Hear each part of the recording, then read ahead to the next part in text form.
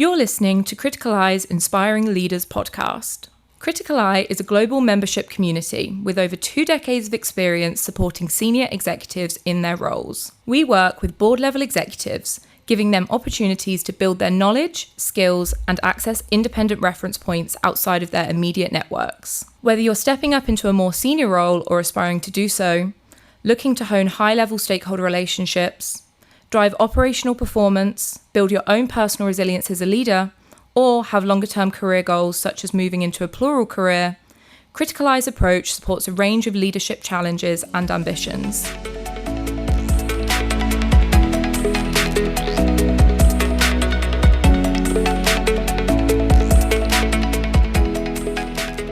Hello and welcome to this episode of Criticaleye's Inspiring Leaders podcast. My name is Jordan Christofis, Senior Marketing Executive and Digital Lead at Criticaleye, and I'll be hosting this episode, which is the first in 2025.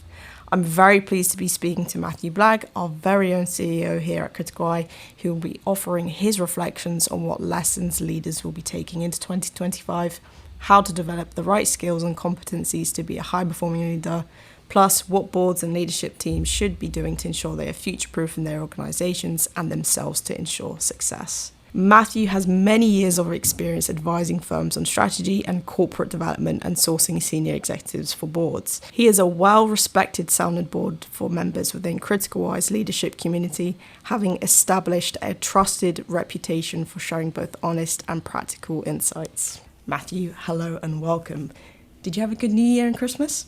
I did, thank you very much, Jordan. I was stateside with my family in the US, so it was nice and cold. Nice. And we had some lovely food and some great company, and fully charged up for 2025. What about yourself, Jordan? No, I had a lovely Christmas and New Year spent with the family also, but nice and relaxing, so feel rejuvenated. Well done. Which is really good.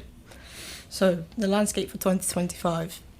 My first question to you. This time last year, in our Landscape for 2024 episode, you said the year would be complex, 2024, and that all bets were on the table. So I was wondering if you could describe 2025 in a few words. Well, I don't think it's going to be a walk in the park, and I think that you've got the same themes that you ended last year still being quite prevalent. I mean, there's still questions about debt and interest rates, and there's talk about them coming down, but they're coming down more slowly. There's still significant questions about inflation and what the implications are. And I think that the simple answer to this year is that organisations have got to grow, but they've got to try and manage their cost base. And that's a difficult challenge to get those two things right. Why? Because growth requires investment. And so you've got to put money in at a point when margins are being increasingly challenged. The customer is increasingly challenging. And so I think you've got to be a very well-run organisation. I think you've got to be nimble. I think you've got to be able to move at pace. And I think you've got to be able to challenge your own structures to get more of that. So productivity is going to be the name of the game in 25. So as it's the start of the new year, and a good time to reflect on the lessons learned from the previous year in 2024, from your perspective, it'd be good to know what lessons do you think executives will be taking into 2025, thinking about some of the things you've just said as well. I think on a positive, you could argue that 25 is more of the same. So it's about simplification. It's about making sure that your cost structures are managed carefully. It's about execution. I think that through those things, you have right to take advantage of the market environment. I mean, capital will flow faster to those businesses that are well run, and I think that's the exciting bit. So if you're a well-run organisation, you will do incredibly well in 2025. I think the balance within that is if you're a mediocre organisation, it's going to be pretty difficult. And I think you've got to start the year really looking in the mirror about what you're able to achieve and being really honest about the capability of the organisation. You're going to see more consolidation go through, and that's just simply about tightening up in terms of cost structures and execution. So for me, the trends, the macro trends are probably going to continue. You've just got to be more efficient, you've got to move faster, and you've got to be able to adjust strategically very, very quickly. Thinking about those things from a political perspective, there's a lot of uncertainty in 2024 with elections held in more than 50 countries. Now that these have taken place, do you think leaders will be able to make decisions with more certainty? Probably not. I think that, yes, you've had the elections, but the implications from those elections is still only just beginning to roll out. And then you've got further elections for this year. You've got a lot of uncertainty in Europe, geopolitically. You've got an expectation societally around the world, and growth still being pretty anemic, and cost and inflationary pressures still being relatively high. And so I don't think this is an easy geopolitical landscape. Yeah. And you've got sort of the element of the US, what it will do in terms of tariffs, what the implication that is for global trade. I think that will roll out as we get into 2025.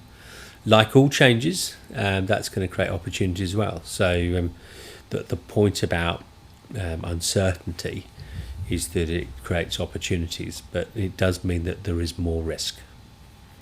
Leads on to my next question very nicely. It sounds like there are a lot of risks on the plates for leaders going into 2025. Thinking about some of the broader risks, and of course it will vary by sector, geography and company size, but what do you think are some of the primary risks for boards at present? I mean, in some ways you've got a more basic scenario of your margin, cash flow. You know, there are some basics that I think are more prevalent. Organisations' performance is under greater scrutiny, whether that's a listed organisation where if you come off performance then you get acquired very fast. If you're in private equity, access to debt dries up very quickly, and if you're owned by the government, then you're under pressure to perform. So I think that the reality of this is you've got to get your basics in the right place. I then think you couple that with you've got productivity issues. Yeah. There's a whole mental health issue that's rolling through societies on a global basis. I mean, I was struck recently when I was in Singapore how many billboards I saw about mental health, and it just shows you the complexity of the modern health environment that we're in. You've got all the geopolitical ramifications. What does that mean from a regulatory environment? I think that's shifting and changing very fast. So, wherever you look, you've got a lot of moving parts that are quite complex. You've got technology shifts and change, you've got cyber risk. As always the case, your job is to navigate that and thrive in it. And in an environment where the expectation is back into growth, that's going to put real pressure on leaders. Thinking about how leaders can prepare for these risks, how do you think senior executives and boards should be future-proofing their businesses this year? And how do they ensure that they're getting expertise and inputs on what's coming up?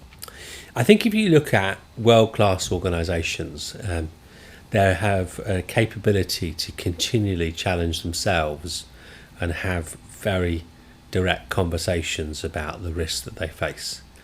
And as such, continually take advantage of risk. Risk is a huge opportunity. Yeah. I think where you see the challenge come is those organisations where that debating capability or intellectual capability is diminished, where effectively gaming comes in, and where the information flow becomes further away from the customer. And I think that the real need is to make sure you've got really strong information flow directly from your customer and consumer environment. And those organisations that don't have that need to get it very quickly. What you will see is the gap between boards and the operational environment becoming probably greater. We'll see more difference of opinion. Right. We'll see more leadership change, and I think there'll be more pressure on boards themselves. And so the element of how that manifests themselves onto the organisation is going to be really important. And I think where you have a board that's able to challenge, but also provide insight to an executive team, those will outperform those organisations that aren't able to get that balance right. How do boards ensure that they have the right capabilities to challenge and properly advise their executive teams? I think that great boards bring different skills into the boardroom, and I think that's where world-class chairs are able to get access to the right thinking at the right time. And it's not about necessarily having those skills around your non-executives, it's also bringing experts in and continually trying to expose thinking both to the board and then through the executives. And I think that hasn't changed in all the years of Criticaleye. What has changed is the speed of that requirement. So I think that the element of continually reskilling and relearning is something that I think boards could be a bit naive about, that complexity. And I think that great chairs are still intellectually curious and are looking for that through their board, and they don't want to see non-executives hiding in the board pack. They want them to be able to really understand through real life understanding of what's going on in the world. So on that developmental piece for leaders, the skills and capabilities they're going to need to succeed from both board level and from an executive level, what sort of leadership traits do you think are going to be important this year? I think resilience. I think by its very nature it's going to be a long, hard year, a lot of pressure. I think the ability to empower, to get things out of the way of people, and to ensure that you have confidence. I mean, at the end of the day, growth doesn't come without investment and taking risks. So that risk appetite, I think, is really important to get to the surface. And in a lot of ways, the environment that we're in is quite straightforward. You've got to be really world class at what you do, and I think if you're not, you've got to think about how you can become very quickly. Do you think you will see a lot of leaders stepping down? Yes, inevitably, for a number of different reasons. I think the pace of change. Certain leaders are not able to maintain that change. And I think that you've got ambitious, capable young executives coming through. So there's a natural process on that. Also, to a certain extent, the workload. You know, we're in a world where it's 24/7 now, and you know, to a certain extent, why are you doing it? And that motivation, I think, will change. So I think there will be continual refreshment of leadership talent, and that's a good natural process. I think you've still got consolidation, so you're going to see a number of gaps in skills that I think will become more available. So the reality of the landscape, tighter economic landscape, will create opportunities for those that are ambitious and want to succeed. So for those who do have that ambition and those who feel they have the resilience to succeed in those roles, and I suppose those who are stepping up and wanting to step into those top leadership roles, what advice would you give them, especially as first-time CEOs, CFOs, chairs, NEDs? I think what you do realise is that when you step into a senior leadership role for the first time, you haven't got a reference point to fall back on, and that reference point is really important. And I think that's where the support of Criticaleye, the access to peers, the ability to benchmark with others, a mentor who you can reflect with, becomes increasingly important. In a world where leaders are under incredible pressure, there's a danger you become isolated very fast. That isolation in itself is an extremely dangerous part of leadership. So that external need for support and reference points is really important. For leaders who are looking to progress and step up, as well as the many other challenges they're currently facing, and thinking about those external reference points and the importance of them, they're going into an uncertain time. To have the right support structures in place to succeed in the roles is going to be so important. So from a Criticaleye perspective, what do you think our members are looking from the community in 2025? I think what you can say, and again, if you take 21 years of looking at leaders and the differential between the leaders that are high achievers and those that are struggle more, is their ability to continually challenge themselves and be scrutinised, whether that's through independent thinking, through our pop-up boards that we do, the critiquing of business plans, the ability to forward skill in areas that might not be directly important to them today, they allow themselves time to build out reference points before they get to something where they need to make a decision. The point of it is, at the point you're at a decision, a leader has to make a decision of going right or left or turning around. The reality is that's not the point to learn or gain experience. So for me, great leaders prepare themselves by ensuring that they have the competency around them to execute, in order that they've got the time to be able to think and breathe. It's the thinking and breathing that makes the difference. How much do you think they're going to have to balance being adaptable to being ready? What do you think are the key things that they're going to have to look out for in order to make sure that they can adapt to those really quick changes? As you mentioned before, the pace of change is so much quicker. What you find is that the biggest indicator of the capacity to cope with that is their ability to empower and push responsibility and decision making onto others. Great leaders effectively have always got capacity. Those that are less competent are always busy, always late on calls, don't have support structures around them to manage their diaries. There are some really basic indicators around competency and capability. My general view is that leaders in natural state should have free space in their diaries, because by its very nature, something happens, then that goes, but you've got to have that gap. I think there's a tendency for leaders to drop down into places where they feel safe, and that dropping down automatically means that they haven't got the capacity to lead. Right. And so for me, this is all about trying to ensure that you lose things in leadership, not gain them, so that you do have space to think. It's the thinking piece that's the most important thing. By the way, I'd say that's true of the whole of society. It's really easy to get ChatGPT to do your job. Yeah. But you get to a point when you've got to be able to think about something. If you haven't been there and had the reference points, you'll find it a very isolating point. How do you think mentoring plays a part in that? I think that it's so easy to get swept into the organism that you're in.